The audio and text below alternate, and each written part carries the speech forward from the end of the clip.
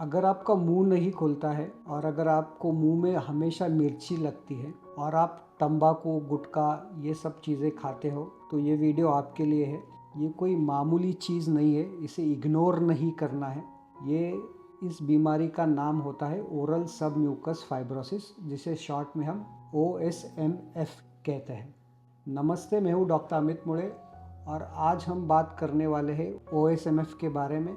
मैं एक plastic surgeon हूँ, मेरा पुणे में प्रैक्टिस है, पिछले 10 सालों से पुणे में प्रैक्टिस करता हूँ और हेड एंड नेक रिकंस्ट्रक्शन ये मेरी स्पेशलिटी है।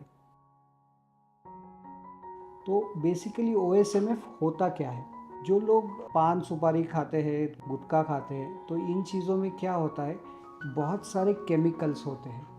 ये ऐसे समझ लो कि ये एक केमिकल का बॉम्ब होता है और जब ये केमिकल आप आपके मुंह में डालते हो, उससे क्या होता है कि मुंह के अंदर इरिटेशन होता है। इरिटेशन से क्या होगा, इरिटेशन के बाद वहाँ पे इन्फ्लेमेशन होता है, या जिसे हम आम भाषा में सूजन भी कह सकते हैं। इस सूजन के कारण क्या होता है कि आपके बॉडी को एक सिग्नल भेजा जाता है। वो सिग्नल से वहाँ पे एक्स्ट्रा कोलेजन डिपॉजिट होता है। उससे क्या होगा कि आपकी मुंह के अंदर की जो स्किन थी वो इनिशियली सॉफ्ट थी, पिंक थी, वो आपकी मुंह के अंदर की स्किन हार्ड हो जाती है, टाइट हो जाती है और वाइट हो जाती है, और उसके कारण आपको मुंह खोलने में दिक्कत होती है। सब म्यूकस फाइब्रोसिस के लक्षण क्या होते हैं? तो इनिशियल स्टेजेस में आपको बस मुंह में थोड़ी सी जलन महसूस होगी, खाना खाते समय आपको ज़्यादा मिर्ची लगेगी, आपको थोड़ा सा मुंह खोलने पे टाइटनेस महसूस होगा। ये बस इनिशियल स्टेजेस में होगा। लेटर स्टेजेस में क्या होता है कि धीरे धीरे आपका मुंह खुलना बहुत कम हो जाता है। नॉर्मली आपका मुंह जो है ये 3 से 4 फिंगर आपके जाने चाहिए, उतना खुलना चाहिए। वो धीरे धीरे करके कम हो जाता है और कई सारे पेशेंट्स में 2 फिंगर या 1 फिंगर से भी कम खुलने लगता है। उसके कारण आपको खाने में दिक्कत आती है, बोलने में दिक्कत आती है और सबसे इम्पॉर्टेंट आपको आपके ओरल हाइजीन मेंटेन करने में भी दिक्कत आती है। और अगर आपको मुंह के अंदर दांतों में कोई भी बीमारी होती है तो उसका एग्जामिनेशन और ट्रीटमेंट करने में दिक्कत आ सकती है। सब म्यूकस फाइब्रोसिस के बारे में जानना ज़रूरी क्यों है?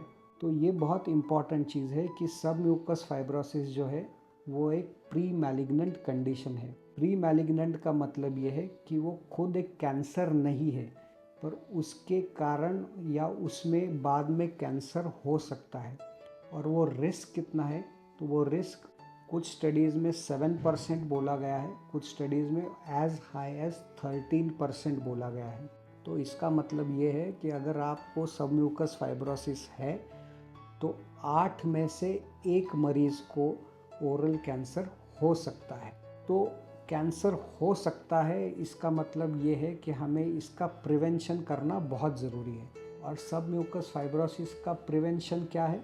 तो सबसे इम्पॉर्टेंट प्रिवेंशन है कि आपको अगर कोई भी हैबिट्स है तो इनको आपने तुरंत बंद कर देना है। यही उसका एक प्रिवेंशन है। इसके बाद हम बात करेंगे सब म्यूकस फाइब्रोसिस अगर आपको ऑलरेडी हो चुका है तो उसको ट्रीट कैसे करते हैं। तो बेसिकली जब भी कोई मरीज़ हमारे पास आता है, 2 तरीके के मरीज़ आते हैं जिनका सब म्यूकस फाइब्रोसिस अर्ली स्टेजेस में है, बस थोड़ा सा टाइटनेस है, वाइटनेस है और मिर्ची लगती है। और दूसरे तरीके के मरीज़ आते हैं जिनका डिसीज़ जो है वो लेट स्टेज में है, उनका मुंह 1 या 2 उंगली के इतना ही खुलता है, बिल्कुल खुलना बंद हो गया है। तो अर्ली स्टेजेस में अगर आप अपने डॉक्टर के पास आते हो तो उसका ट्रीटमेंट ये होता है कि सबसे पहले तो आपने अपनी हैबिट्स बंद कर देनी है। सेकंड, हम आपको एंटीऑक्सीडेंट्स और मल्टीविटामिन ये सब शुरू करते हैं। और सबसे इम्पॉर्टेंट ट्रीटमेंट जो सब म्यूकस फाइब्रोसिस में होता है, आपका माउथ ओपनिंग एक्सरसाइजेस। उसके लिए कई सारे अप्लायंसेस हमारे पास होते हैं। एक एग्जाम्पल अप्लायंस का होता है ओराबाइट। इस ओराबाइट को मुंह के अंदर डाल को आपने दिन में 15 से 20 बार एक्सरसाइजेस करना बहुत इम्पॉर्टेंट होता है। और ये एक्सरसाइजेस आपको कब तक करने हैं? तो एक तो आपको ऑलमोस्ट ये एक्सरसाइजेस 6 महीने से 1 साल तक करने पड़ सकते हैं, जब तक आपका माउथ ओपनिंग ये एडिक्वेट ना हो पाए। लेट स्टेजेस में अगर आप डॉक्टर के पास जाते हो तो अनफॉर्चुनेटली सबम्यूकस फाइब्रोसिस का जो ट्रीटमेंट है वो सर्जिकल माउथ ओपनिंग ही होता है।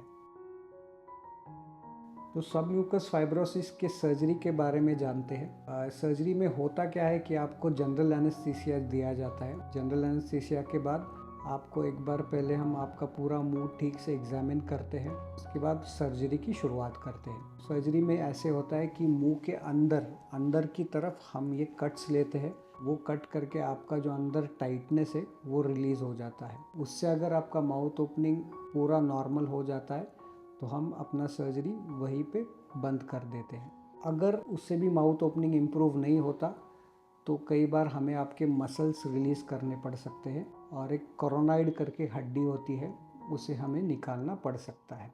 ये जो सर्जरी करने के बाद वहाँ पे जो ज़ख़म तैयार होता है उसे भी बंद करना हमारा काम होता है। तो उसके लिए हमें कहीं से फ्लैप लेने की ज़रूरत पड़ती है।